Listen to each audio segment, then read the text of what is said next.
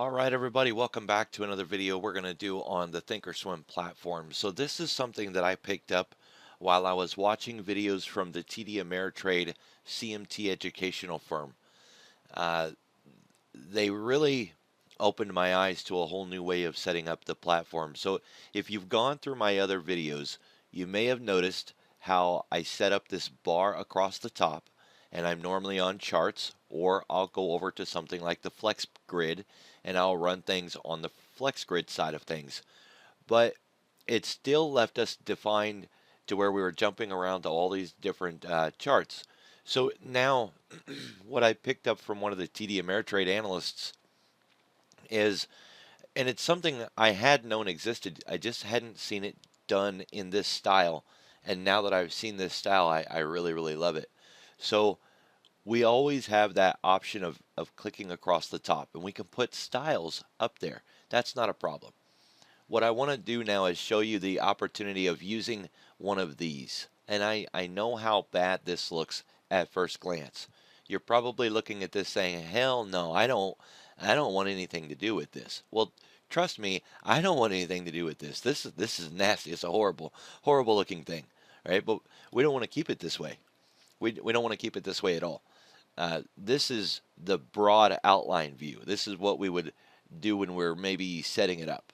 Okay, what we do to set this up is we go to the top and we just select all the boxes across one row. We don't want all 4 rows, just one row.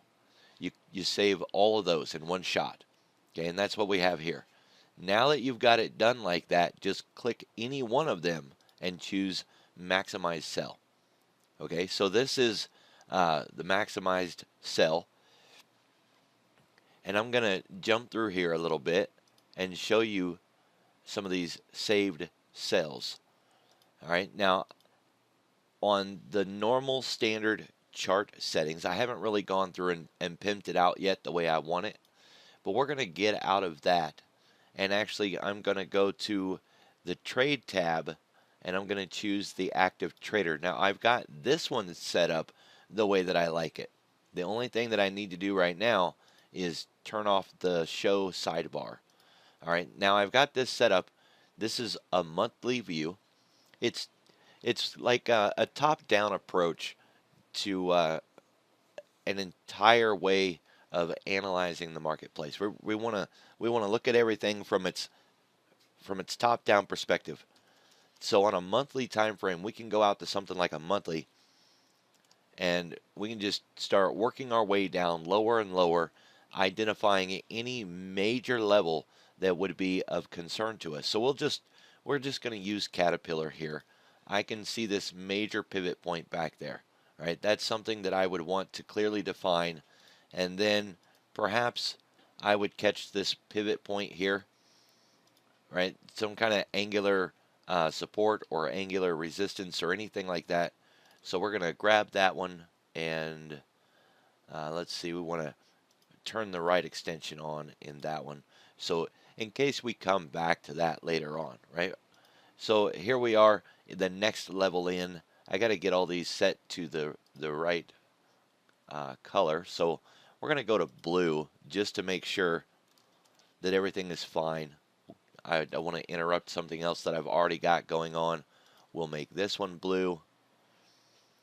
All right, so just like that. So now we're already zooming in. On the previous chart, this was my monthly view, right? We're on a monthly time frame here. We've got a full top-down approach to what's going on inside of Caterpillar from this level. And you know what? While I'm here, while I'm here, I'm also going to shoot across here, because if we come across that one again in this move to the upside, I certainly want to know about it. So we're going to turn that one on also. All right. And while we're here, that's the beauty of a top-down approach, is we want to be able to jump through all of these charts and have all of our settings, all of our saves in one spot, just perfect, exactly how we want it. Now, believe me when I tell you, it's going to take a little bit of time for you to go in and do this kind of work. It does not come easy. and it takes all the previous videos probably of mine that involve the Thinkorswim platform. You're going to need to use, all of your skills at this point to be able to go through and set your charts up the way you want them. All right, so we've got a little bit of an examination there of the higher time frame, the monthly chart. We can drop down one level. This big chart here is the main thing that we want to look at. All right, because that's the way I got mine set up. I wanted my weekly chart with, a couple of years on the weekly time frame so I can see what's going on.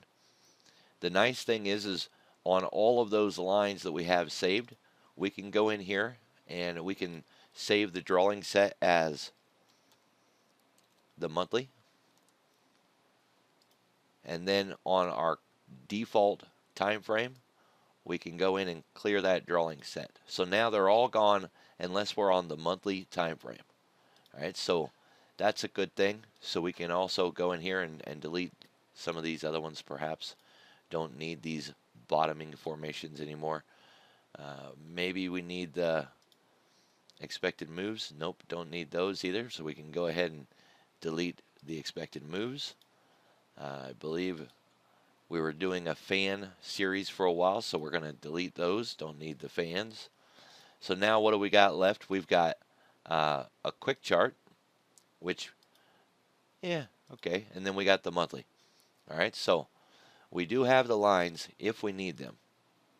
And I would recommend, for the way I like to do things, I want my lines there on this chart because this is a really, really zoomed in chart. It's a weekly chart, and I'm zoomed in very, very close. It saves me from having to use my big chart to zoom in. So here on the weekly chart, I've got this weekly perspective, a couple years worth, and then I've got a zoomed in weekly perspective. And I've got my lines from the monthly. All right. So now I can come back up here to the top and I can go over to the next cell. Okay, so we got to change the color here again. Got to get this set up to the right chart, the right settings. Now I've got a zoomed in daily chart and I've got a very wide perspective daily chart. On this one single chart, we can add the weekly expected move because it works on a daily time frame, and I don't like having this on the big chart. I don't like that indicator on the big chart because all those lines, they obscure price, and it really just makes things hard to see. I don't like it. But I want those numbers. You know what I mean? Like I want those values. I want to be able to see them. The other thing that I need to do here is I can't see that line. Each one of these lines have a bubble. I can't see the bubble on that line because of price. So I'm going to go in here and I'm going to turn off show last price bubble. And we're going to make that current. So now I can see the bubbles for my expected move lines. That makes it very easy for me to draw the lines. And it's important that we can draw those lines. Because remember that this indicator doesn't work in the lower time frames. Once you leave the daily time frame, you can't see those lines accurately. So we want to be able to draw those lines, which means we need to see the numbers. Right now we can see those numbers. So I'm going to go in here since I made a change, and I'm going to hit save grid as. I'm going to save it as OEC top down active trader. That way it's different than the one that I have out there on the daily charts. And the reason it's different is this, believe it or not, the active trader actually has an extra feature that you don't have when you go out to charts. Right? So charts and my active trader were both using the same style, but there's this has something extra that we don't have out there, and it's this little feature right here, grid presets. Okay, so without the grid presets out here, if I'm setting these up for grid presets and that doesn't have it, then we're just all screwed up again. All right, so it's why I chose the active trader to set mine up with this way. I not only have all these grids, right, from this higher time frame, I not only have all of those grids, but I've also got the active presets built into it as well. So now I'm already out here, I might as well do it. I'm going to jump all of these down to the blue just so that we get them out of the way. And then I'm going to hit maximize sell and it bring me back in again. All right, now that kind of brought me back into the wrong spot. So I want to come back over here. This is that daily chart that we were looking at before. I've got my zoomed in daily features here, and then my wider daily chart here. So I'm going to come up to the top right again, go over one level. Now I haven't made any changes to this one yet. I really don't know if I want to or if I'm going to just leave it this way. I haven't done any indicators in here yet, except for that one expected move that we just added. Of course, I do want one that's got like implied volatility, daily expected move, all of those kind of features. But at the moment, I'm just doing chart work, just wanting to do some kind of top-down approach and being able to answer the question of what do I expect to see out of the stock, and not have to keep going in and typing in a bunch of stuff or pressing a bunch of different drop down menus or anything like that. I want it all set up exactly how I want to do things and then stay consistent in that analysis and in that review from a top down approach. All right, so we're going to go to the next box over, still on that daily time frame, but now the time frame is much shorter. This is a 3-month bias, right? This is a 3-month zoomed in chart, but nothing else has changed. So now we're even lower down in the chart processes.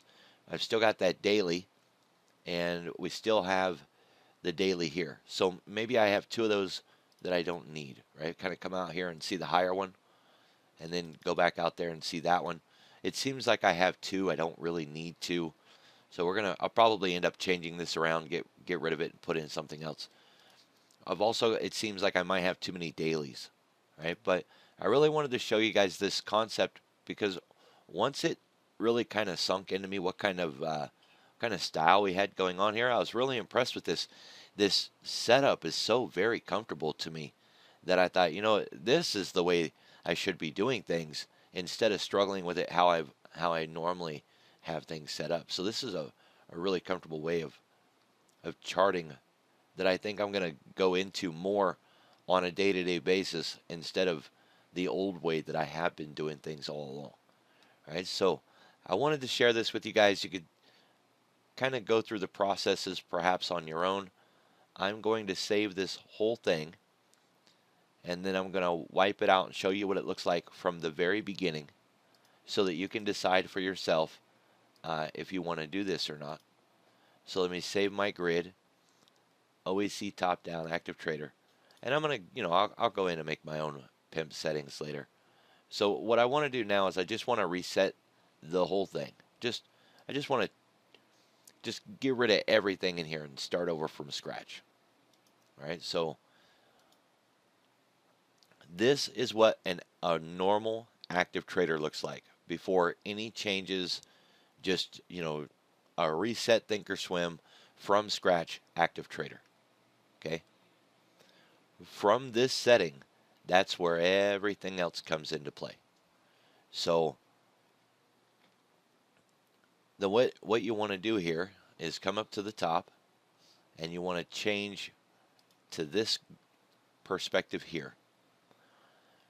And then depending on whether you want 1 chart or 2, then you go ahead and you start making those changes. And at any time, you can just zoom in, maximize sell, and then start making all of your changes.